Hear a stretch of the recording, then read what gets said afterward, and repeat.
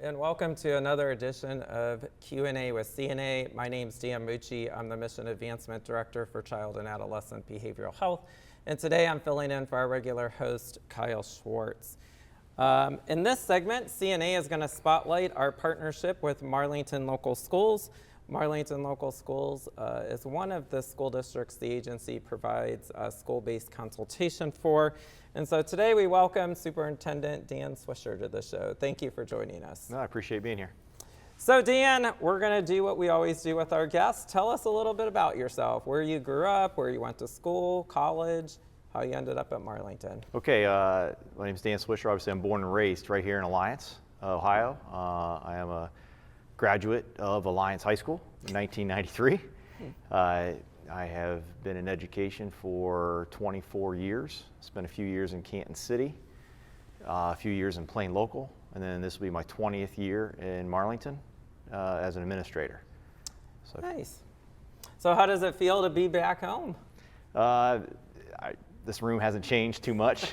It seems a little bigger than what I remember, but that's okay. That's great. So as you mentioned, you graduated from Alliance City Schools. You're an Alliance area graduate. Now you're leading one of the Alliance area school districts.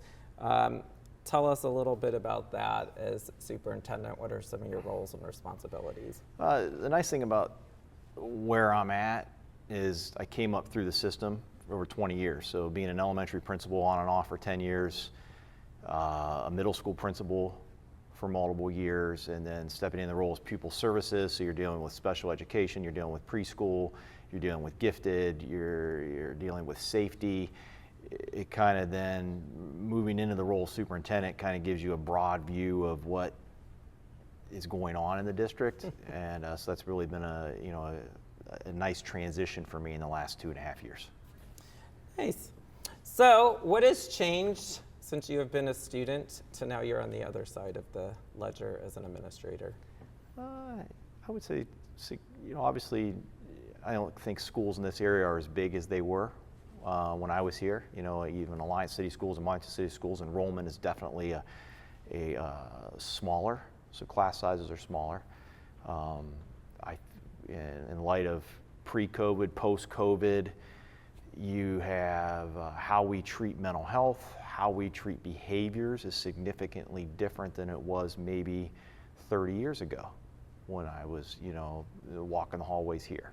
So I think, that's obviously the family structure and how we support kids and how families support kids is different than it was. And I'm not saying for good or the bad, it's just different than what it was for here. CNA enjoys our partnership with Marlington Local Schools. Why is Marlington so supportive of the services and programs the agency brings to the district? My 20 years, Marlington could not be more blessed to have that partnership with child and adolescent for multiple reasons. One, I want to say it's been 20 years, but I want to say it's probably been at least 10 to 15 years we started this partnership with having some type of consultation services for our kids because families can't necessarily get to any type of outside counseling. And it started off as very simple, just dealing with home issues or clothing or utilities or things like this that it was a resource that the community was unaware of. Mm-hmm. And it's blossomed into what it is today. And we've had good, solid counselors that just buy into the program. They don't leave. They stay with our district. And that helps build those relationships, which has just been good. So a lot of our viewers don't fully understand what school-based consultation is. So kind of explain what our counselors are doing in the building, maybe day to day. So from like an elementary, middle school, high school, most of you probably that went to school, you have a counselor. So that counselor might have been something that deals with scheduling. It might be somebody you just go talk to, or it could be somebody that teaches a specific lesson within your classroom, depending on the level. But they don't have a clinical side to it. More of the, more training that involves from the psych side of the world. And having that embedded into a school is another layer. So if it's something that our general counselor doesn't directly deal with, then we have an opportunity with an in-house CNA counselor, child and adolescent counselor, to basically evaluate and talk with a student and then reach out to the family. On the bonus side, it's private, where if you're a school employee, you have every right to talk to the teachers, talk to the administrators about what's going on with the child. That necessarily isn't the case when you're working with a child and adolescent counselor, unless the parents say, okay. So it's more or less having an additional layer of service for them in a positive way. That doesn't necessarily mean that the teacher's aware of it, the administrator, or anybody else. And really, as we've talked in previous segments that you weren't a part of, they're there in the moment. So if something happens in the moment, you don't have to call somebody from the outside. They're just there and can walk down the hallway. Correct. So in recent years, school districts have placed a much greater emphasis on mental well-being of students and staff. In addition to having CNA as a resource, what other things are the districts doing to help students? So anybody that knows me, safety and security is probably number one for any school, specifically for Marlington. Curriculum being a real close second. And when you talk about safety and security, you're also talking about mental health. And when you're talking about mental health, obviously, CNA offers various programs, besides just the consultative services. They also come in and might run a CAST or a program for children that they go in and see, different groups of kids, because they have that availability within the day. On top of that, because of what we saw, the benefits of having a child and adolescent counselor in there, obviously they can't be there all the time. We have initiated other programs like ROCKS is at our middle school and high school, which is, for girls rule. They kind of have a group for that. We have Guys with Ties at our elementary level. We have SEL lessons, K through 12. We have a girls group. We have a boys group. So it's all those things that kind of just give kids a place to enjoy doing something outside of direct school before and after. So. Nice. So leading into that, Marlington has been so supportive of CNA's Athletes Strong for Mental Health initiative. Steve Miller really worked well with us, designed some events around that. And you've enjoyed tremendous success in a lot of your sports recently. Particularly cross country and track. How has this initiative helped the district support their athletes when they're under so much pressure from winning state titles and competing at that level? So in the Athletes Strong aspect of it, so there's videos that are kind of made through child and adolescent that talk about, the pressures from parents, pressures from coaches, mental fatigue, taking care of yourself physically, mentally, those types of things.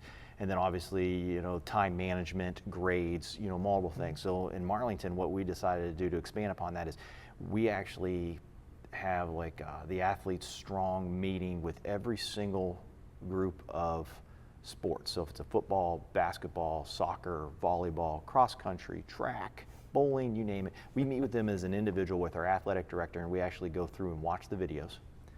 And then there's updates that obviously Child and Adolescent send out throughout the year that we share with those and the families. Nice. So that gives them, at least if they don't want to talk about it, we have a chance to explain that, these things are common and you can't shy away from that. You have to understand that other athletes in Stark County all have the very similar thoughts or issues you do, and sharing those as a group in the county, it kind of makes it, doesn't feel like you're in your own little bubble, where you're at. Right. Which has been really good. Yeah, and we've expanded that to create some videos to play at the football stadiums. I'm not sure if Marlington has a video board out there or not. We do not. Got to get one. Over the course of the year, CNA's program managers have provided viewers with insights into many of our programs. What are you most proud about with your relationship with CNA in the school district? I just, when you talk about Stark County, and we as superintendents we hear about the lack of in-house support from a clinical side because of the shortage in counselors.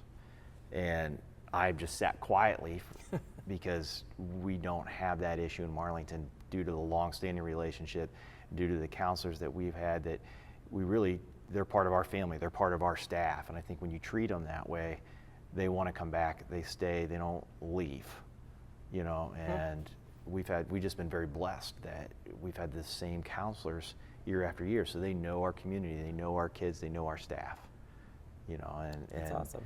you know, I think the biggest, there's not even a complaint, it would be how can we do better, would be we actually need more people to go into the clinical side because schools are short, including us. We would love to have another one, you know, so. Anything else that you would like to add? Maybe even provide a quick update on what's going to be new at Marlington coming up this school year. I don't want to say there's anything directly new.